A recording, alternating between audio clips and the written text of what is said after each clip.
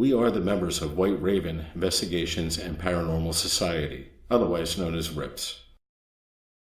On October 20th of 2017, RIPS was invited to participate in the Township of Hamilton Historical Society's 17th Annual Ghost Walk.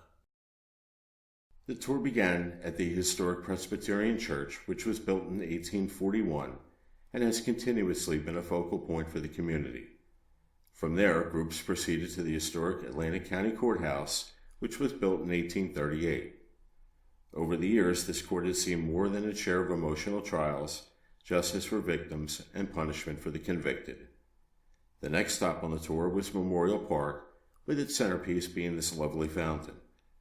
Mr. John Wesley Underhill, a businessman and the only African-American resident of Mays Landing during his time, left a substantial amount of money to the town with the wishes that a gymnasium be constructed at the high school, playgrounds be built for the children, and this fountain and benches placed for all to enjoy.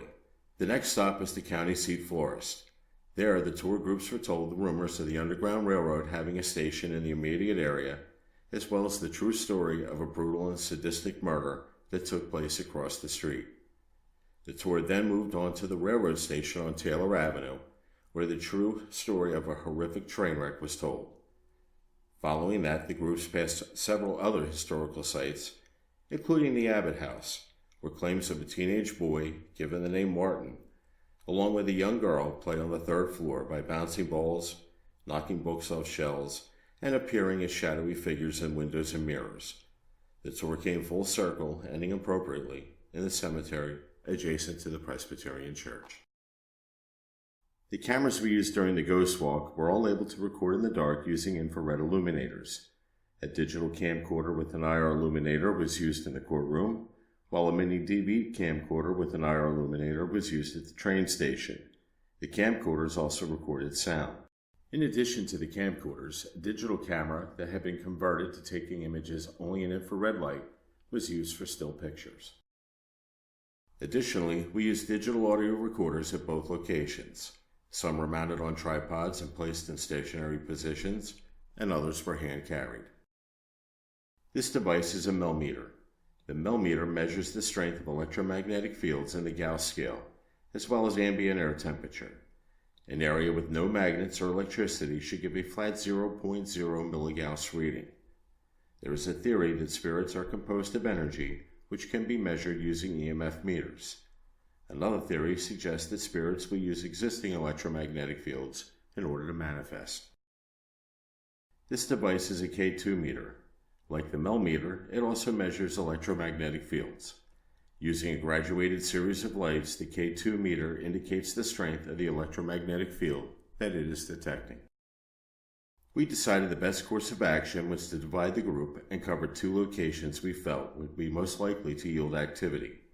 Kelly, Eileen, and Amber became jurors in the courthouse, while Kara, Robert, and myself decided to wait for a train.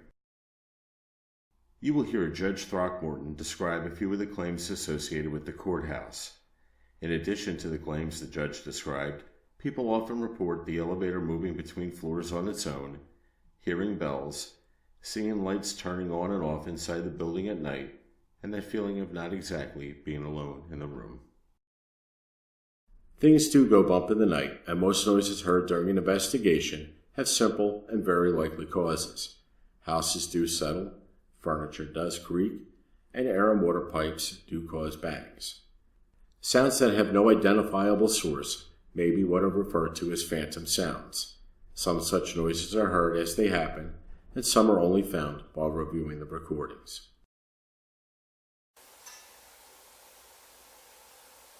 We hear all kinds of noises. Just clicking noises, or the one just sounds like a bell.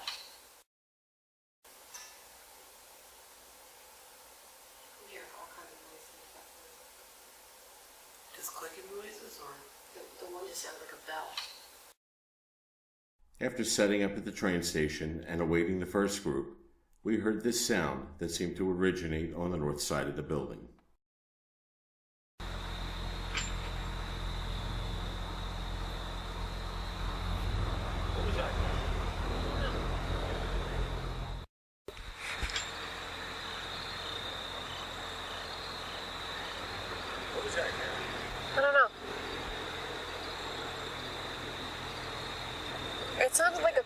dropping in a slot. In this image, taken with the infrared still camera, you will see the area we believe is where the sound originated. The ground is covered by leaves and brush, with no hard surface for a falling object to strike to produce the sound. The arrow points to the location of the stationary audio recorder. Because the metallic noise we heard sounded so similar to a silver coin, I did a comparison at home by dropping a 1940 silver half-dollar coin on my kitchen counter. You will hear the remarkable similarity.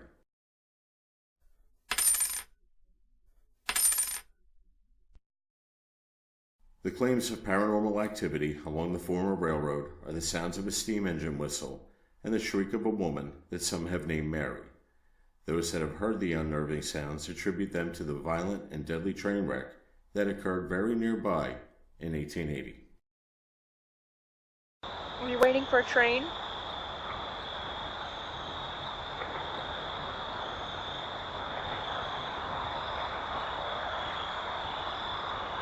I distinctly just heard rails going over wood and metal, like a tick tick tick tick tick. Are you waiting for a train?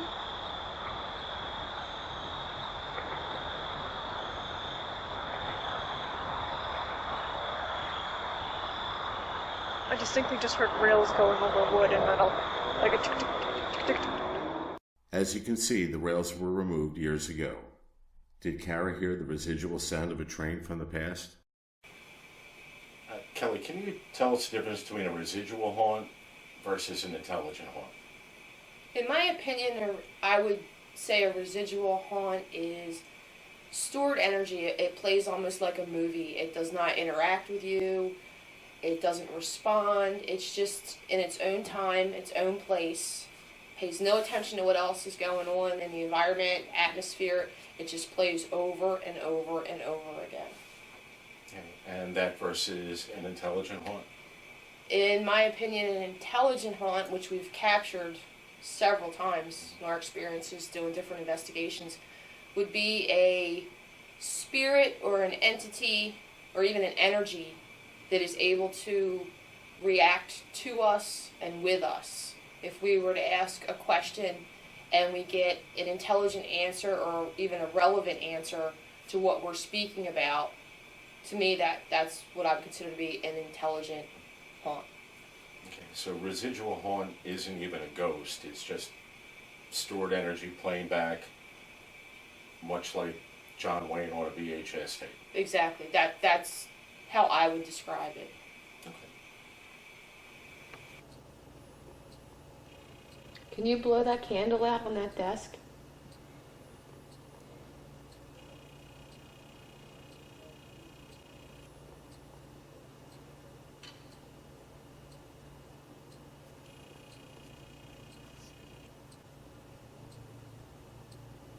Keep trying.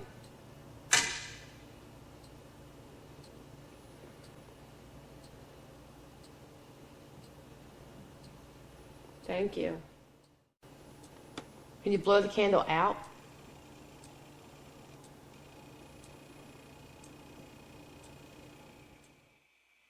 Would you be able to explain to us electromagnetic fields or EMF and why we would experience spikes during an investigation? There's several reasons that we would encounter spikes during investigations, that we do experience spikes. They could be from computers, they can be any, like copy machines, any type of electronics within the area of our device can set it off. Cell phones can give us a spike. And then another reason, our paranormal reason for a spike would be there could be an entity or a spirit within the area of our meters. We did experience several EMF spikes in the courthouse during the ghost walk. And we experienced EMF spikes at the train station, especially when the sounds of the train and the crash were being played. For my team at the courthouse, when the judge was telling his story, and keep in mind we sat in during the entire ghost walk, so we went through the story 6, 7, 8 times, and it seemed to be every time the judge would get to a specific story, we would have incredible EMF spikes on our Mel meters. And Luckily, we had a camcorder with us, and we were able to capture those spikes every single time during the particular stories. Ernie's story sticks out because we did experience very high spikes, and we were actually able to watch the meter climb digit by digit as he was being talked about, and then when the judge was finished, the meter would rescind. It would go back down, like level by level, and we've never really seen that happen over and over and over again with the same story. Almost on command. Absolutely. Atlantic County Criminal Court is now in session. The Honorable Ebenezer Aloysius Throckmorton III presiding.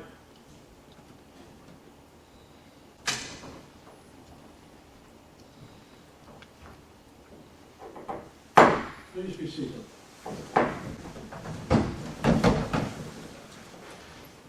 Welcome to the Atlantic County Criminal Court building.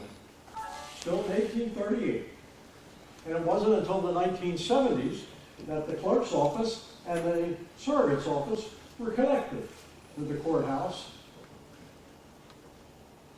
Tonight, you will hear a variety of events, descriptions, reports. Some are very factual, can be documented in newspapers and court records.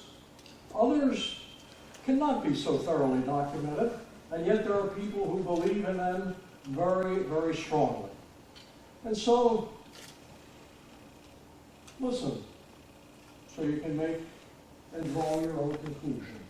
The Honorable Ebenezer Aloysius Throckmorton III, presiding.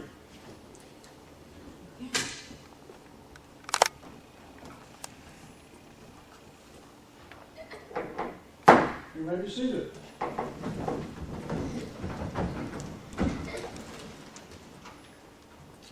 Welcome to the Atlantic County Criminal Courthouse. It was built in 1838, and it wasn't only until the 1970s that the surrogates and the clerk's offices were connected to the courthouse. Prior to that, the three buildings stood alone. Tonight, you will hear details of some things that factually happened. We can share newspaper reports and other court records, and we'll share things that did they or didn't they happen, that people happen to think they did. Well, the police investigated, and finally, one of her children said, "Mommy told me that she'd kill me if I said anything." But yes, Richard Labriola killed my father. So he was tried. He was convicted of murder. And on September 20th, 1907, he was hung by Sheriff Seth Johnson on the hanging tree at the back of the courthouse. Now, there are people who from time to time still have that chilling sound of when the trap door of the apparatus opened and there's this terrible thud when the body drops. A thud. They say they hear that. The matter came to trial, and he was convicted of murder. And he was sentenced to death by hanging. And so, on January 20th, 1907, Richard Labriola was the last person executed by hanging in Atlantic County by Sheriff Seth Johnson. Now, there are those who years later have said that they can hear in the back of the courthouse where the hanging tree was and the apparatus for the hanging was, still that horrible sound of when the trap door opens and the body drops. That thud. And people have reported that they have heard that thud. So, midst of a discussion that led to an argument, Richard Labriola beat and killed John Buglio. Put him in a wheelbarrow, took him out to the edge of the property, dumped him. They went to the convention, and 10 days later, in the middle of winter, when the body was discovered, it was frozen stiff. We use audio and video recorders to attempt to capture voices. Some are disembodied voices, some are EVPs. EVP stands for Electronic Voice Phenomenon.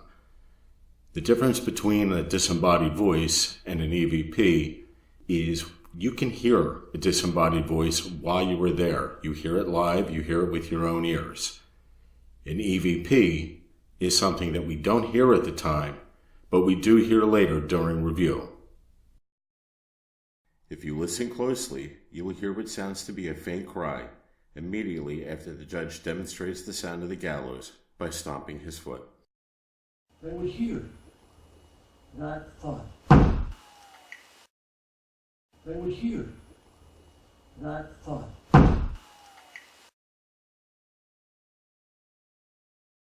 We're looking for 57.0.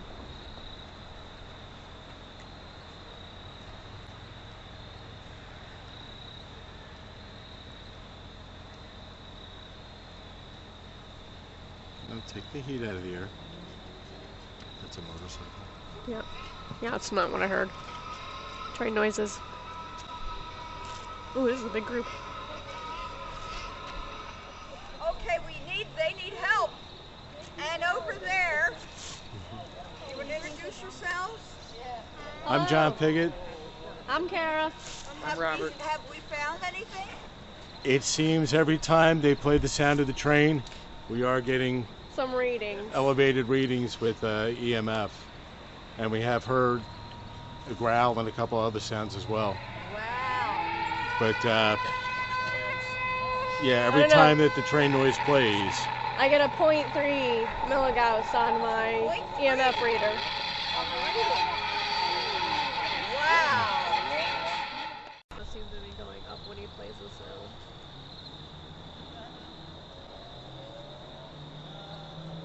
Can you make the temperature go down to 55 degrees? get up to an 04. Realize they just plan to listen. A pattern of high EMF spikes was noted when the groups visited the railroad station and listened to conductor Bartlett tell the story of a horrific train wreck of 1880. The EMF readings would be a flat 0 until the sounds of an approaching train were played. When the train sounds began, along with the reenactment of an injured passenger seeking help, the EMF readings would spike. Here, Kara is on the former passenger platform between tour groups, hoping to find a natural cause for the spikes. She died in the hospital. That's why he didn't know. She was alive when she left here. When he was yelling, I was down there and hit 0.3. Really? Brought them into their homes. And then once they got his to yelling work here, does it. they had to bring a train in to then take us to She the got spikes when he was yelling. 3 people died in the hospital. A few days later, we returned to the train station with millimeter in hand to compare results. We searched the grounds, the rail bed, and the end of the street, all areas where we had experienced EMF spikes during the event. On that day, we had flat 0 readings across the entire area. Next, you will hear EVPs that were captured in the court between group visits. Do you like the idea of people coming in for the tour? Do you like the idea of people coming in for the tour?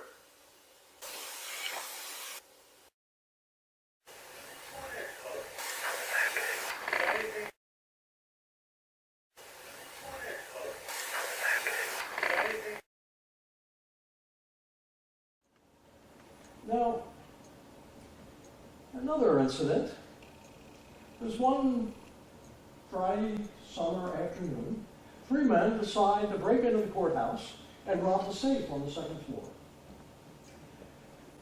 They crawl in through a bathroom window, and in the midst of trying to crack the safe, one of the 3 has a heart attack and dies right on the spot. Now the other 2 enterprising fellows leave him. How are we going to get him through the window? So, on Monday morning after a very hot summer weekend, when the courthouse is open, there's this awful, awful smell. And there are people who from time to time will say, ooh, oh, God, what is that odor? What is that smell?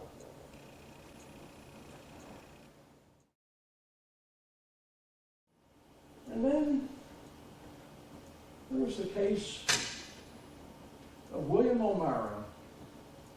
During his trial for murder, both his mother and the mother of the victim cried extensively throughout the trial. He was convicted, but for times after that, people said they could hear the moaning of a woman in great despair. Oh,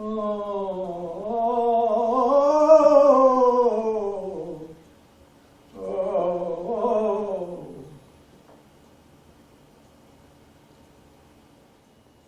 And then there's the case of the crying mothers during the trial of Richard O'Mara.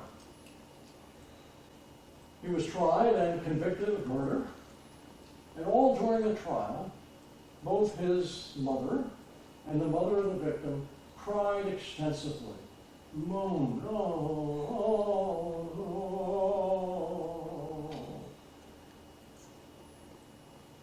oh. And years gone by, people could hear, they didn't know which one it was, but they could hear that moaning, oh, oh, oh, oh.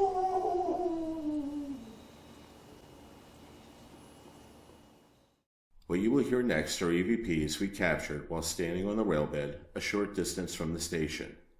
Because of the ambient outdoor noise and the faintness of the voices, you will have to listen closely. If you happen to have the chance to watch this video again, the voices are much clearer if you wear headphones.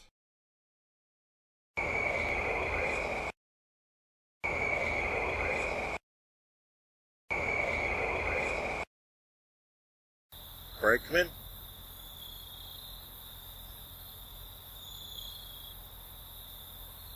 Conductor?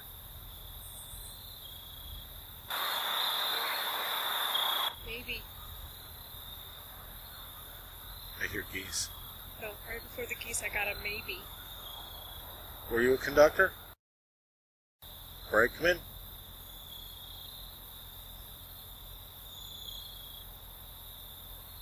Conductor?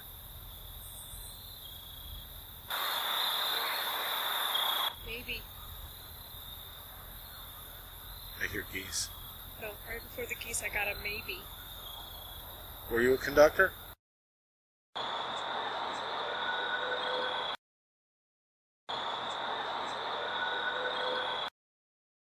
Mr. John Underhill, whom we introduced earlier, owned the property that would one day be the site of the world-famous Atlantic City racetrack.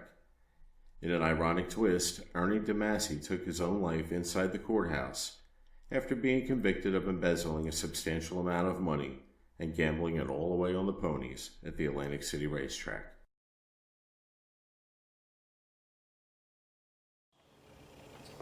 Ernie was convicted of embezzling money, and it was felt that most of that money that he embezzled wound up at the Atlantic City race course, where he loved to play the ponies. He was convicted, and his attorney worked out with the prosecutor a plea arrangement whereby Ernie would be sentenced for 7 years. Ernie said he'd commit suicide, it's reported, rather than go to jail. And apparently there were some corroborating psychiatric evaluations that said, yes, there are suicidal tendencies. But nothing was done. Well, when he was talking about Ernie, our equipment all spiked. Did it? Yep. Yeah. Ernie! So Ernie must be around. Yes, he is. It just spiked again. Ernie! Ernie, come on out. It's just me. Don't mind these folks over there.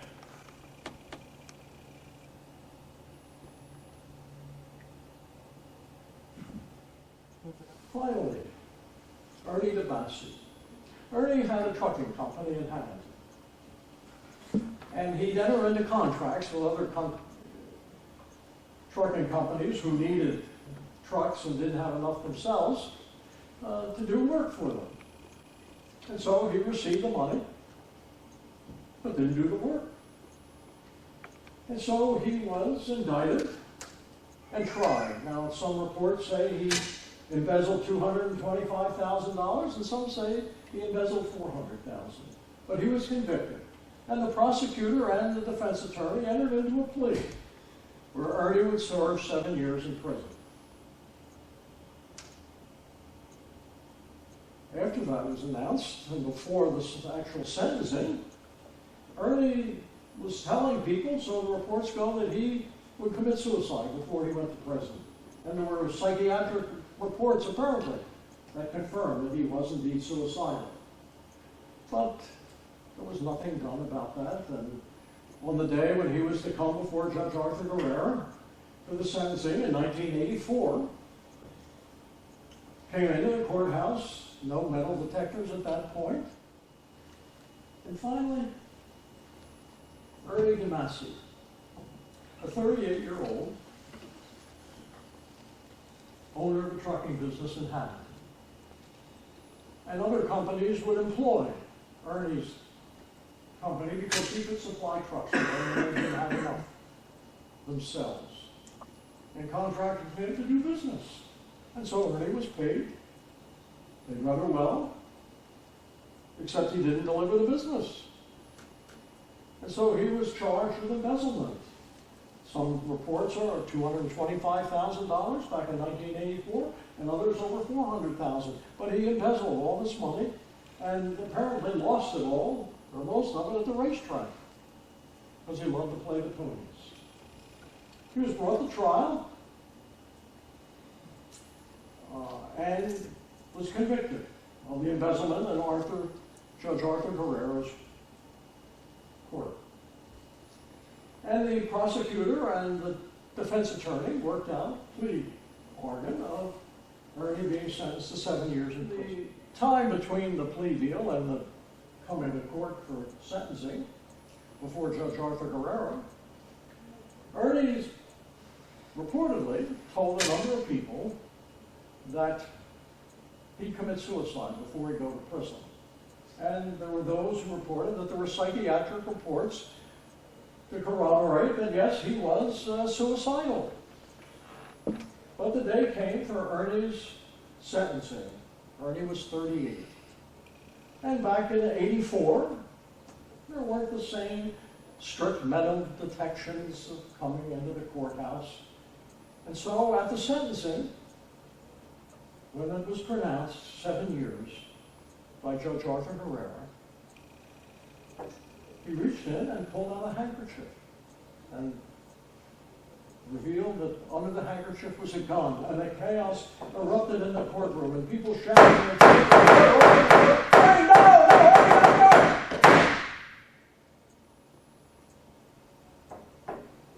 He slumped over, was removed from the courtroom, and died in the courthouse. So, you've heard accounts. Some you can go and verify in newspaper reports, court records. Others, did they happen? The moaning, the pitter-patter, the lights, the elevator. Did they happen or didn't they? For that, you be the judge. Court is adjourned. Thank you, Judge. In the courtroom between groups, the investigators were speaking with the court officer about Ernie DeMasi. This very interesting EVP was captured. Could be Ernie. Well, it'd be a good thing if Ernie showed up to talk to us. He doesn't do much talking, he does more action. Could be Ernie. Well, it'd be a good thing if Ernie showed up to talk to us. He doesn't do much talking, he does more action. some of the things I've shared with you, you can verify with newspaper reports and other documents. Other things do not have as exclusive a documentation. So, did they? Or didn't they happen? You be the judge. Court is adjourned.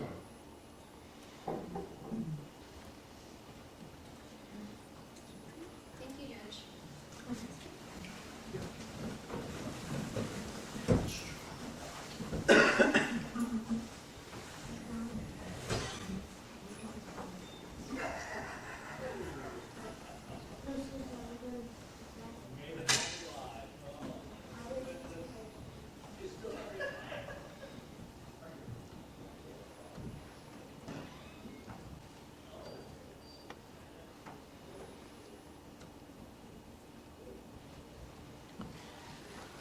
That went up to a 0.9. Yeah. We got another group. Another group? Yeah. Really? Right outside. Oh, that's crazy. Yeah.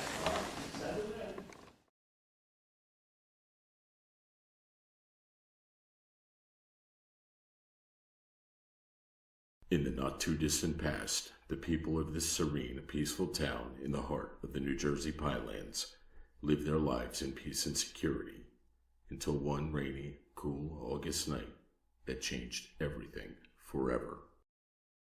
On that night, down by the water, along the railroad tracks, came a blood-curdling shriek, the likes of which have never been heard before. Could it be the legendary Jersey Devil coming to call? They should be so lucky. Spawned from the disaster on the West Jersey line came the specter of Scary Mary. From the wreckage and a cloud of steam, Scary Mary emerged to terrify the residents of Mays Landing. With her scalded skin and tattered clothes, Scary Mary continues to haunt Mays Landing to this day in her quest for revenge on those that caused her demise. We have a victim already. Hello. Are you okay? Are you okay? What's your name? Mary. Mary, we need you to sit down. We need help. We need help as fast as you can. Get to the firehouse. The telegraph lines are down. We can't call for help. Mr. Bartlett, we will.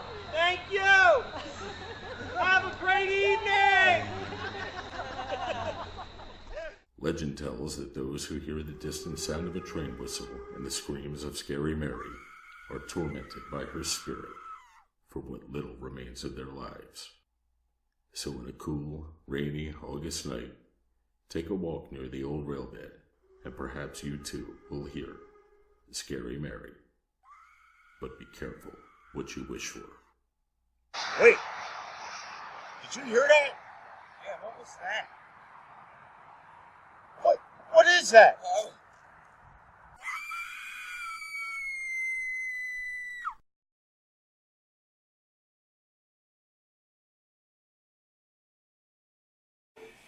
So we've completed the Township of Hamilton Historical Society Ghost Tour, and we just wanted to get some final thoughts.